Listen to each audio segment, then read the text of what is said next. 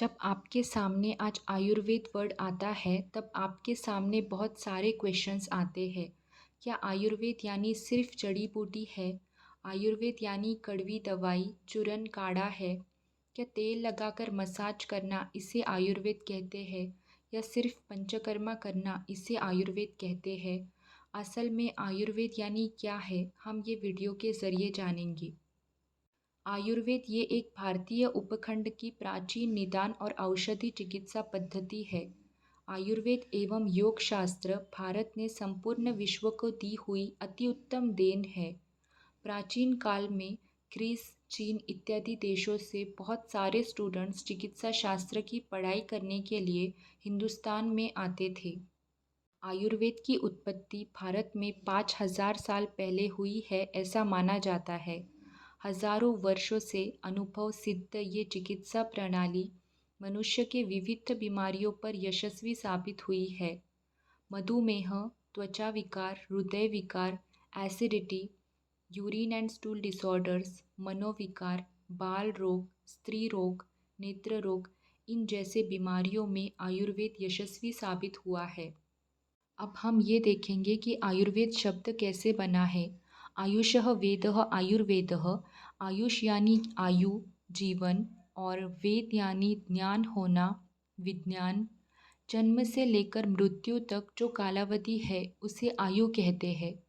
इस कालावधि में आप अपने शरीर, मन एवं खुद के लिए जो कुछ करते हैं उसको ठीक से जान लेना है आयुर्वेद।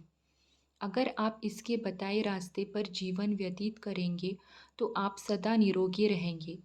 अगर आप इसके विरुद्ध जीवन व्यतीत करेंगे तो आप सदा रोगी रहेंगे। इसलिए आयुर्वेद को जीवन का शास्त्र यानी साइंस ऑफ लाइफ भी कहते हैं। जीवन के विभिन्न स्तर जैसे बालक अवस्था, युवा अवस्था, वृद्धावस्था, सुबह, दोपहर, शाम, रात से शरीर में होने वाले बदलाव, ऋतु के अनुसार शरीर में होने वाले बदलाव, बीमारियों से शरीर में होने वाले बदलाव, खान पान से शरीर में होने वाले बदलाव, विहार से शरीर में होने वाले बदलाव, क्रोध, ईर्ष्या, भय से शरीर में होने वाले बदलाव, आचार व विचार से शरीर में होने वाले बदलाव, इन सब जीवन से जुड़ी महत्वपूर्ण बातों का विस्तार पूर्वक वर्णन आयुर्वेद शास्त्र में किया गया है। इन सब विषयों का समावेश जिस शास्त्र में किया है उसी को हम आयुर्वेद शास्त्र कह सकते हैं। जब आप एक शुद्ध आयुर्वेद चिकित्सा करने वाले वैद्य के पास जाते हैं तब शुरुआत में वो आपकी बीमारी के बारे में पूछेंगे। बाद में आपसे आपके ऊपर वर्णन किए गए जीवन के बारे में भी प्रश्न पूछेंगे, जैसे कि आप खाने में क्या क्या लेते हैं, खाना कब खाते हैं, कब सोते हैं, पेट साफ रहता है क्या, भूख लगती है क्या, इस तरह से। दर्शन स्पर्शन प्रश्न, इन अनेक प्रश्नों से बीमारी की प्रत्यक्ष जगह देख के या ज़रूरत पड़ने पर स्पर्श करके बीमारी का निदान करते हैं और आपके प्रकृति अनुसार औषध और उपचार किए जाते हैं। इसे त्रिविध परीक्षा कहते हैं। प्रिवेंटिव मेडिसिन, आज संपूर्ण विश्व में रोग न हो इसलिए क्या करना चाहिए इस बात पर चर्चा शुरू है। इस विषय को आधुनिक परिभाषा में प्रिवेंटिव मेडिसिन कहते हैं। Prevention is better than cure. आज ये सिद्धांत पूरे विश्व में माना जाता है। यही बताया गया है आयुर्वेद में। बाकी के चिकित्सा शास्त्रों की तुलना में आयुर्वेद का विचार रोगों के चिकित्सा के अलावा निरोगी जीवन पर अधिक है। स्वस्थस्य स्वास्थ्यरक्षणम, आतुरस्य विकार प्रशमनम च। स्वस्थ व्यक्ति का स्वस्थ रक्षण करना और आतुर यानी रोगी का विकार यानी रोग ठीक करना, ये सूत्र ही आयुर्वेद का प्रयोजन एवं वैशिष्ट्य है।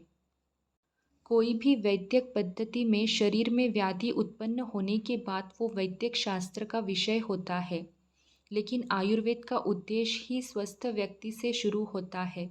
स्वस्थ व्यक्ति का रक्षण और रोगी का रोग नष्ट करना, यही आयुर्वेद का मूल प्रयोजन है।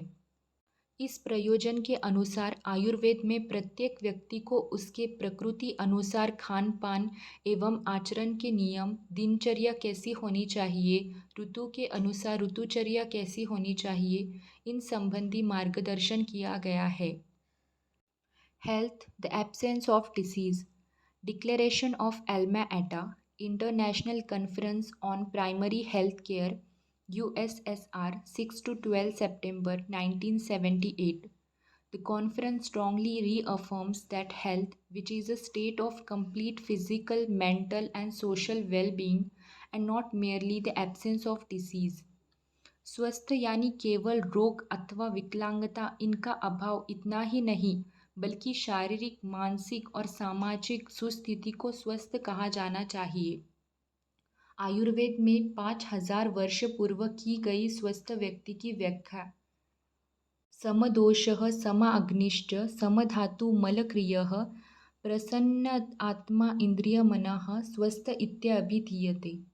तन, मन एवं आत्मा का आरोग्य यानी आरोग्य, शरीर का निरोगित्व और मन आत्मा की प्रसन्नता को ही आरोग्य कहना चाहिए, यह आयुर्वेद मानता है।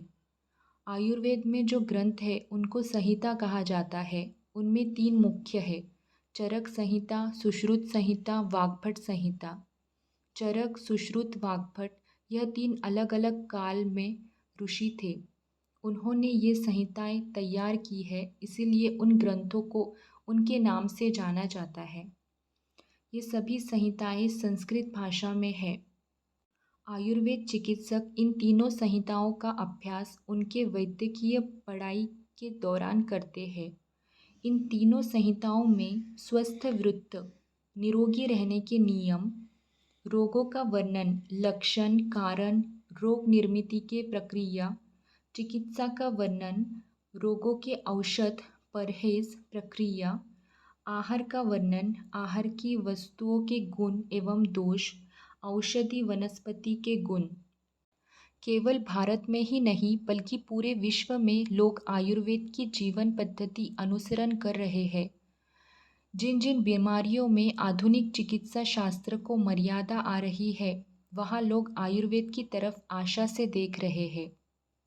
आयुर्वेद जीवन पद्धति मनुष्यों को एक बार फिर से प्रकृति की ओर ले जा रही है।